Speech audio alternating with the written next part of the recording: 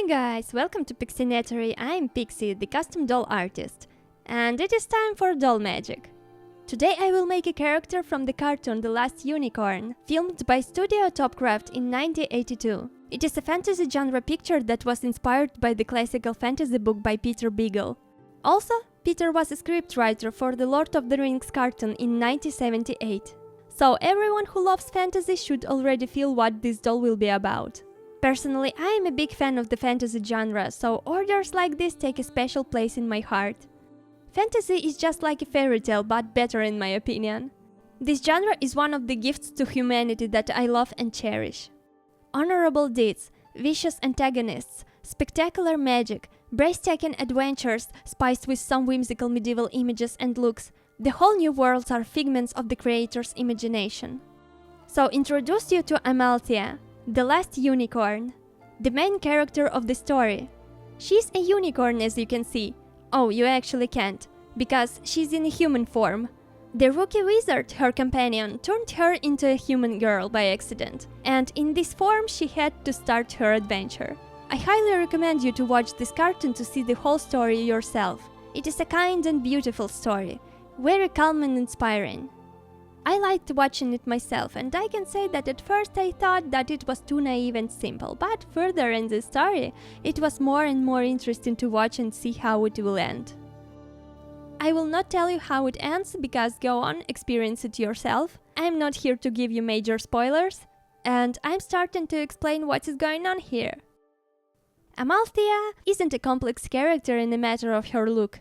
She has only a simple lilac dress with long sleeves and open shoulders and her pair of flats, and that's quite it.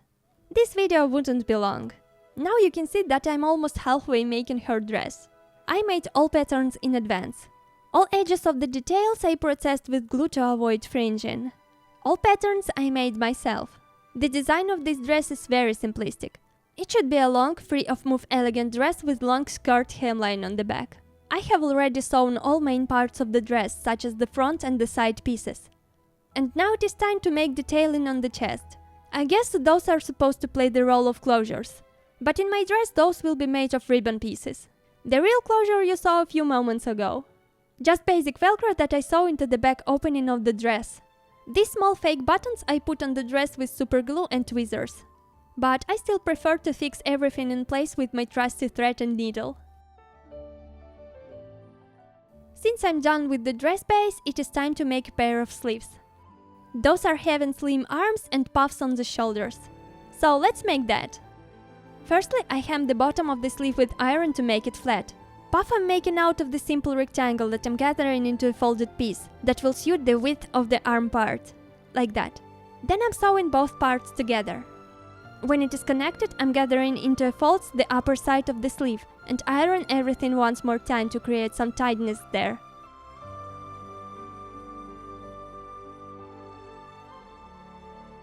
Hem the upper edge with iron as well.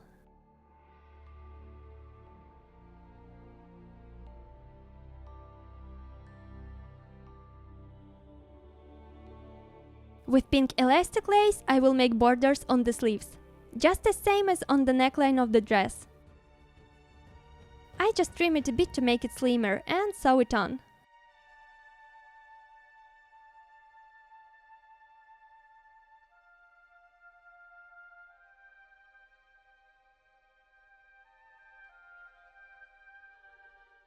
On the sides of the puffs I'm making a few small darts, so they will be a bit rounder. This step is totally unnecessary to achieve this shape, but I just wanted to try it and it worked out.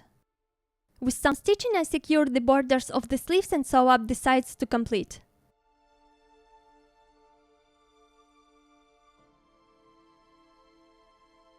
With scissors I trim all excess fabric so it will fit the doll better.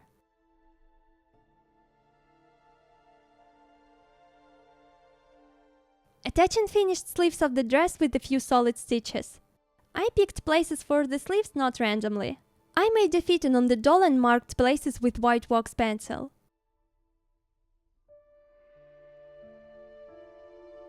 And here we go. Looks a bit funny, so let's sew up back seam already.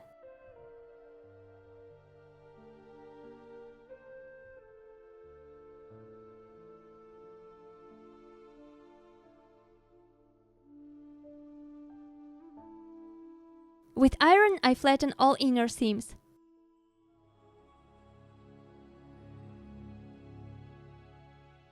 And it's done and ready to be put on the doll.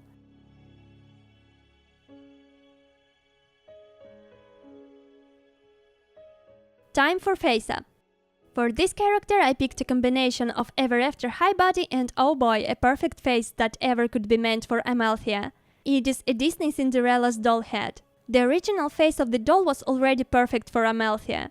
But who am I if not a doll customizer but to repaint it, right?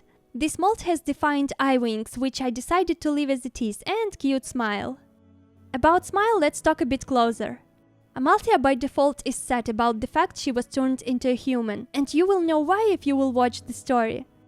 But yeah, she was sad about it. And this doll is having a smile. And I'm glad that I picked a specifically smiling doll for Amalthea when I watched the whole cartoon till the very end.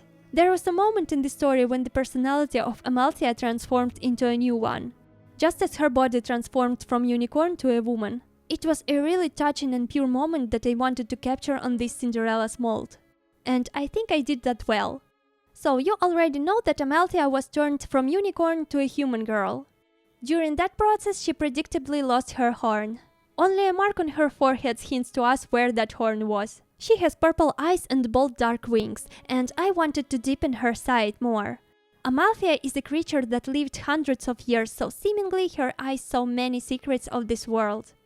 The Last Unicorn is a beautiful story with complex hidden meanings. It is the one of those stories that can be interpreted by adults and by kids differently. This story is not one of these mind breakers we used to see nowadays. It is a story from another time. It is a quite simple story, but it still contains everlasting mysteries of human nature. If you're having time for reading an actual book, that I highly suggest you to do it. Maybe it is something that you were looking for a long time. And for my customer, thank you for ordering Amalthea. I had much fun time making her. Also, I always wanted to make a medieval dress pattern, so this was great push in that direction. I find this doll amazingly beautiful to observe, and I hope you will see that too. I never was familiar with this story, but it touched me deeply. I spotted many classic fantasy references that I used to know and never know where they came from. Thank you for introducing me to it. So, this video is coming to an end. It is a short one, and again I'm not showing you a hair process because you guys have mercy on me. Making a whole doll video is not that simple thing itself, especially when it is someone's doll. Some things just require more focus. Also shoes. I took it a bit easy on myself with this doll. Just wanted to get maximum relaxation from the process. Doing everything on camera can be interrupting. The next video of mine you will see will be one of that grand dolls I'm making. And there I'll show you everything. So stay tuned. Leave your comments and likes under this video as your thank you to me. Write down if you watched The Last Unicorn or had read the book. I want to know and I love to read your comments.